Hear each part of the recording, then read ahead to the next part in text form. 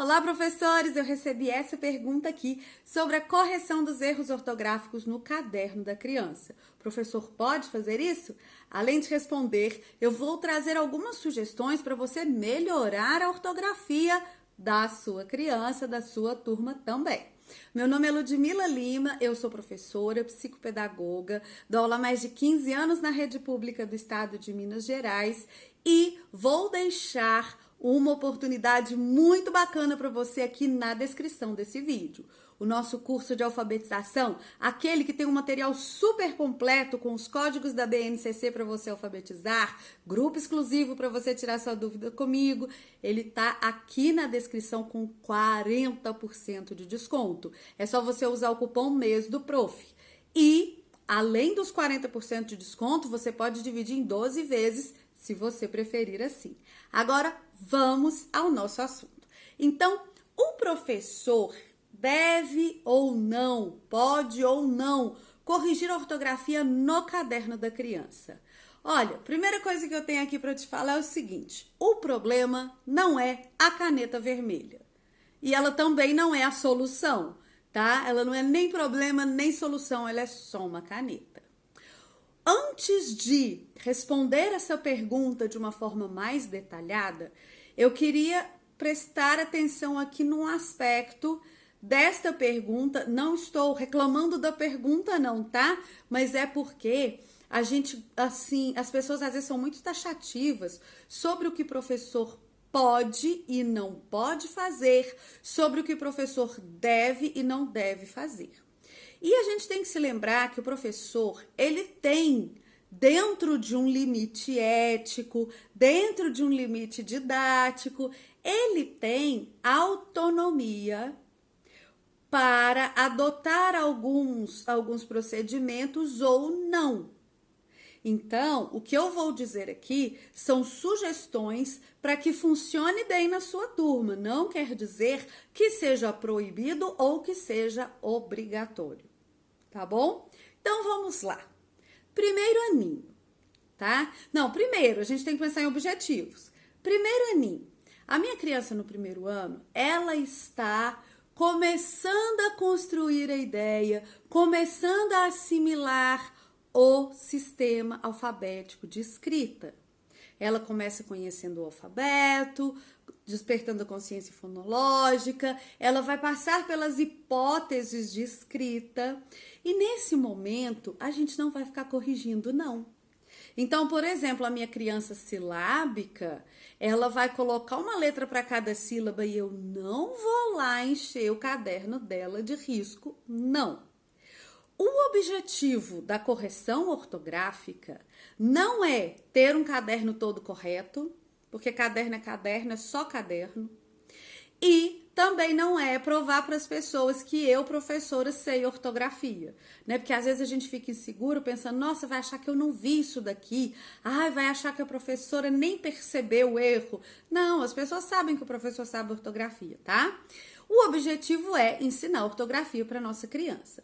Essa criança que está pré-silábica, silábica alfabética, ela ainda escreve incorretamente porque ela ainda está aprendendo a escrever.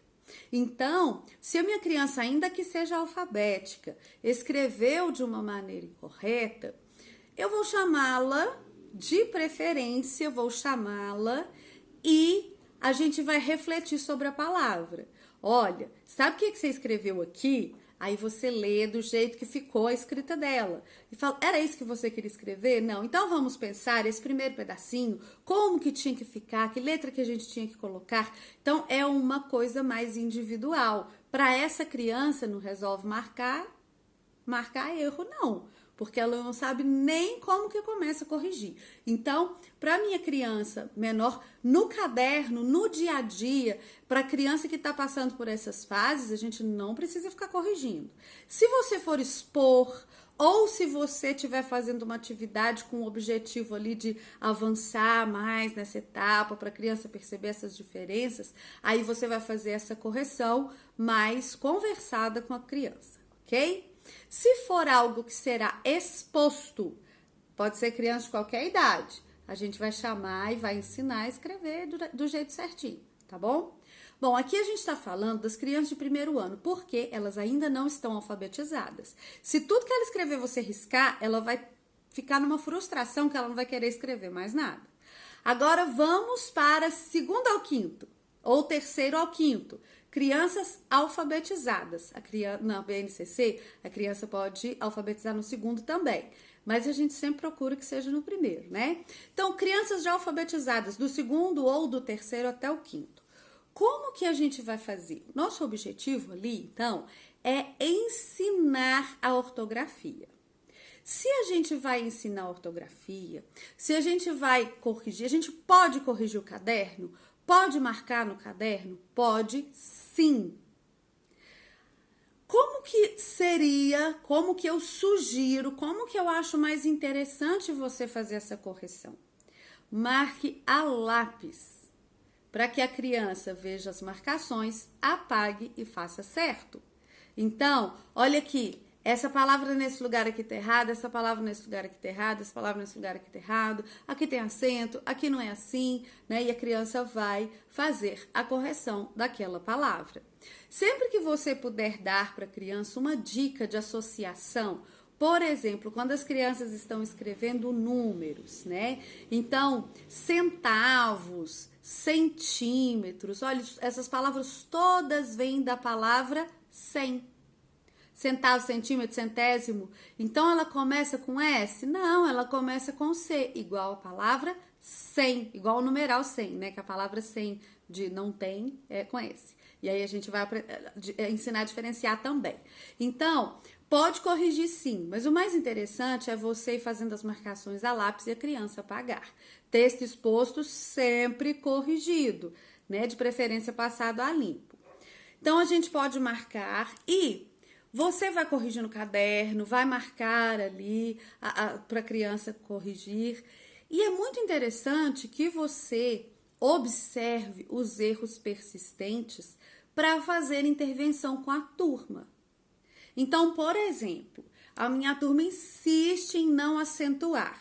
Eu mostro que tem acento, eu leio para a criança a palavra, por exemplo, pássaro, não acentua, fala, mas ficou pássaro aqui, o que tá faltando? Né? E aí a criança vai e coloca o acento.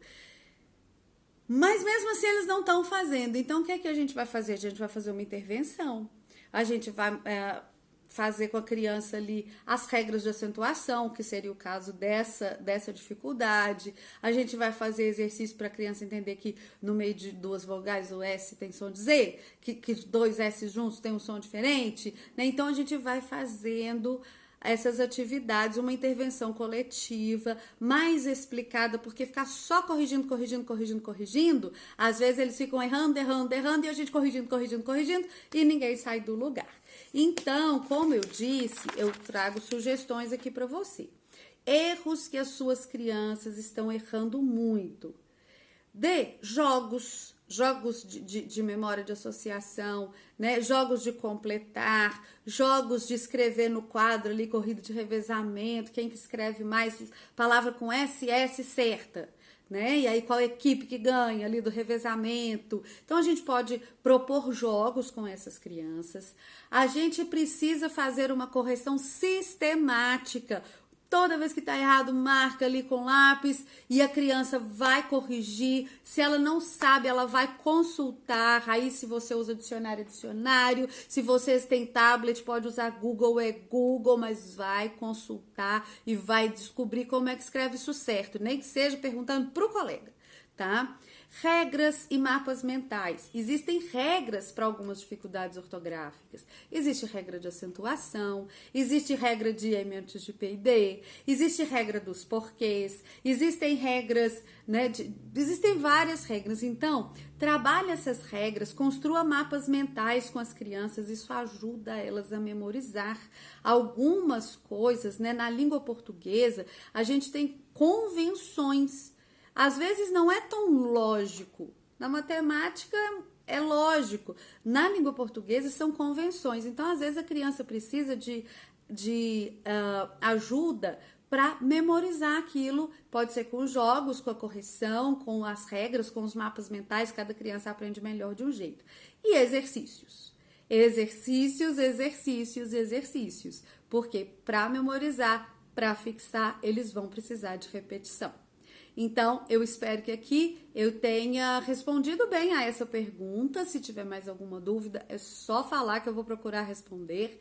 Se você é professora de alfabetização, primeiro e segundo ano, lá no curso tem muita atividade legal, muito material bacana. Tem um pouquinho dele aqui, ó, mas é muito mais do que isso. Tem atividade para alfabetizar, né, do eixo de alfabetização, das habilidades do eixo de alfabetização.